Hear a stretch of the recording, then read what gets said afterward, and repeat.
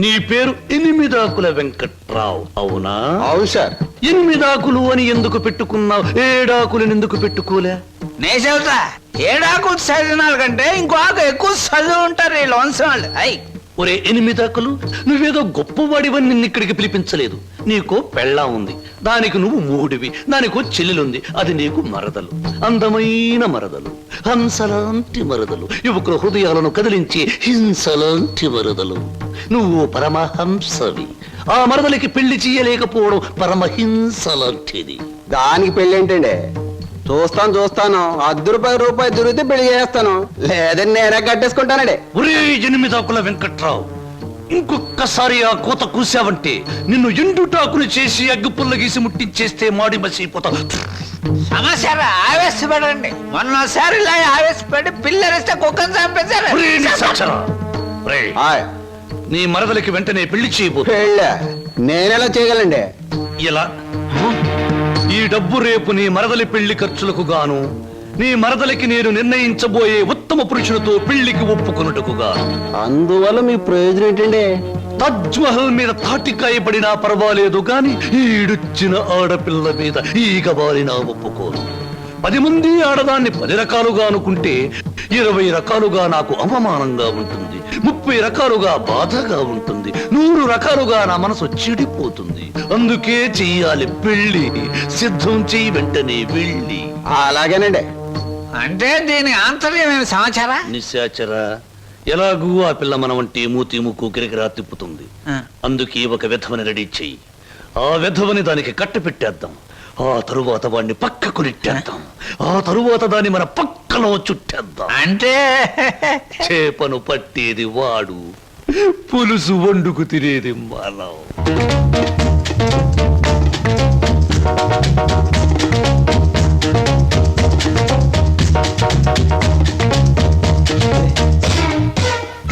ఏమిటండి ఇవాళ నుంచి కొత్త పాట ప్రాక్టీస్ చేద్దాం అనుకున్నాం, గుర్తులేదా?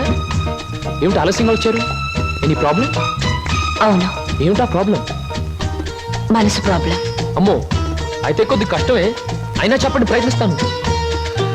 ఈ రోజు సాయంత్రం నా పెళ్లి చూపులు ఏర్పాటు చేశారు. ఓహ్ కంగ్రాట్స్. పెళ్లి చూపులంటే ఎగిరి గంతులేయాల్సింది పోయి ఇలా డల్గున్నారేమిటి? ఇష్టమైనప్పుడు, ఇష్టమైన వాడైనప్పుడు ఎగురు గంతయొచ్చు. అయితే మీకు ఇష్టం లేని పెళ్లి చేస్తున్నారన్నమాట. ఓ నీకు పని చేయండి, మీకు ఇష్టమైన వాడి దగ్గరికి వెళ్ళి, ఒరే అబ్బాయి నన్ను ఇంకొకడికి ఇచ్చి పెళ్లి చేస్తున్నారు, వచ్చి కాపాడుకొని చెప్పండి, అంతే. చెప్పొచ్చు, అతనంటే నాకు ఇష్టమే. మరి నేనంటే అతనికి ఇష్టం ఉందో లేదో తెలుసుకోవద్దు? తెలుసుకోండి. తెలుసుకోవాల్సిన బాధ్యత నాది కాదు, అతందే. మీరు చెప్పకపోతే అతనికి ఎలా తెలుస్తుంది పాపం? తెలుసుకోపోతే అతనే మగాడండి. నాకు ఈ పెళ్లి ఇష్టం లేదు. అతను తప్ప నన్ను ఆదుకునే వాళ్ళు మరెవ్వరూ లేరు. ఏం జరుగుతుందో అదే జరుగుతుంది. ఒకటి మాత్రం గుర్తుంచుకోండి, ఆడది తనకి ఇష్టమైన మగాడి దగ్గరే మనసు విప్పి చెప్తుంది.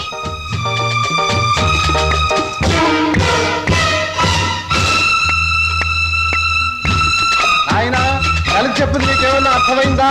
ఇంకా వివరంగా ఏమైనా చెప్పాలా? అక్కర్లేదు, అర్థమైంది. ఇవాళ సాయంత్రం పెళ్లి చూపుల మీద డైరెక్ట్ అటాక్. హర హర మహాదేవ శంభో. ఏంటండి అంత కట్టుకేశారు? జరుచుకున్నానండి. క్షమించండి. ఏదైనా చెప్పబోయే ముందు, ఏ శుభకార్యమైనా చెయ్యబోయే ముందు శక్తి వంచన లేకుండా ఆ సర్వేశ్వరుణ్ణి స్మరించడం నా కలవాటు. అలాగా. బాబు నీ పేరేటి?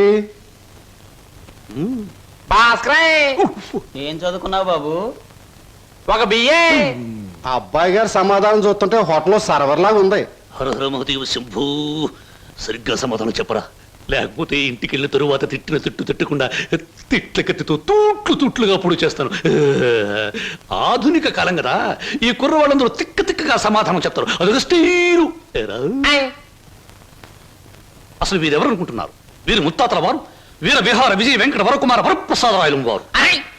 బ్రిటిష్ వాళ్ళు రాజ్యం అప్పగించమంటే ఉగ్రుడై తన కరవాలని ప్రచండ వేగంతో ప్రయోగించి ఆ పరభాషా దాహా తత్తులైన నీచుల్ని ఇళ్ల వరకు వాళ్ళ తుల్లులు గుర్తుచ్చేలా తరిమి కొట్టారు.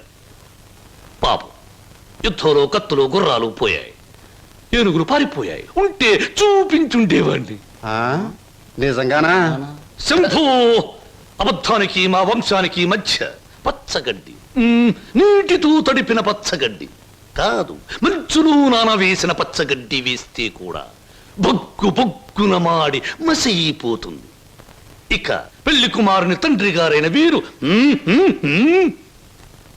మద్యపానాన్ని నిషేధించాలని ఘోషించి ఆ దీక్షలో ఏకాగ్రతలో సరాగ్రతులైపోయిన క్షతగాత్రులు గౌరవ పాత్రులు. బాబు ఎనిమిదాకుల వెంకట్రావు, వెళ్ళి అమ్మాయిని త్వరగా తీసుకురా, రాహుకాలం వచ్చేస్తుంది. చూసేదేంటండి, మీరు ఊ అన్నాడు తాములు తీసుకుందాం. శుభో, సంప్రదాయంగా జరగకపోతే దేవతలకు కోపం వస్తుంది. నా పెద్దరికంలో జరిగే పెళ్లి సక్రమమైన పద్ధతిలో జరగాలి. వెళ్ళి అమ్మాయిని తీసుకురా. తీసురా.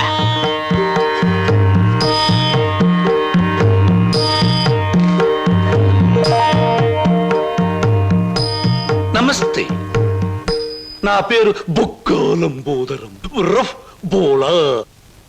చూడండి, మీ అమ్మాయి మాకు బాగా నచ్చింది. మా పెళ్లి కుమారుడు కూడా మీకు బాగా నచ్చుంటాడు. వెంటనే నిశ్చితార్థం, ఆ తరువాత శాశ్వత కళ్యాణం.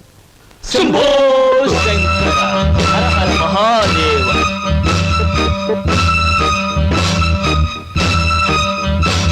బొక్కా లంబోదరం గారి ఆధ్వర్యంలో జరుగుతున్న ఈ మాయా బజారులోని పెళ్లి చూపుల చూపులకు పచ్చదనం, కొందరి వీపులకు వెచ్చదనం. So everything okay? Shambho Shankara, పెళ్లిళ్ళకు ప్రోగ్రాములు పెట్టిస్తారు కానీ పెళ్లి చూపులకు కూడా ప్రోగ్రాములు పెట్టిస్తారు అనుకోలేదు. ఇంతకీ మిమ్మల్ని ఎవరు పిలిచారు? అవసరం అనుకుంటే పిలిచినా పిలవకపోయినా మేమే వచ్చి ప్రోగ్రాం పెట్టి వాయించేస్తాం. డొక్కా లంబోదరం గారు. అయ్యో, డొక్క కాదు, బొక్కాలంబోదరం. ఏయ్, ఏమిటది? పెళ్లి చూపులు జరుగుతుంది, ఏమిటి అలరి? మరి అది బయటకెళ్ళండి. ఓకే ఓకే ఓకే, మేం పెళ్లి కొడుకు తరఫున వచ్చిన వాళ్ళం. ఎరా పరావు, బాగున్నావా? ఏంట్రా మీసాలు కూడా పెట్టావు? ఆ, ఆ, ఏంటి నాయనా? బాత్రూమ్ కి ఆ? ఆ? అన్నట్టు యుద్ధంలో పారిపోయిన మీ నాన్నగారు ఏనుగు ఒకటి జమ్నీ సర్కస్ లో కనిపించింది. మిమ్మల్ని అడిగినట్టు చెప్పమంది. చాలా సంతోషం నాయన. పిచ్చి మొండ ఏనుగులాగే ఉండేది, అట్టాగే ఉందా? ఎరా పరావు, నీకు పెళ్ళం కావాలా? నీకు పెళ్లి కావాలా? గురు గురు నీకు దండం చేస్తాను గురు. వీళ్ళెవరో నాకు తెలియదు, వాళ్ళెవరో నాకు తెలియదు గురు. మీసం పెట్టి డబ్బులు ఇస్తామంటే వచ్చాను గురు. ఆ వదిలే గురు, డ్యూటీ టైం అయిపోయింది గురు. థ్యాంక్స్ గురు. ఏం ప్రజలు అనుకుంటున్నారు? వదలండి. హ, నీకెన్ని పళ్ళున్నాయో కనుక్కుందామని. సహజంగా అందరికి 32 పళ్ళుంటాయి. నాకింకా జ్ఞానదంతో రాలేదు, అందుకని 31 ఉన్నాయి. నన్ను వదలండి. వదలను. వదలండి. వదలను. వదలండి బాబు. వదలకపోతే ఏం చేస్తారు? వదిలితే ఏం చేస్తానో అని అడగండి. ఏం చేస్తారు? పారిపోతాను. అయితే పారిపో.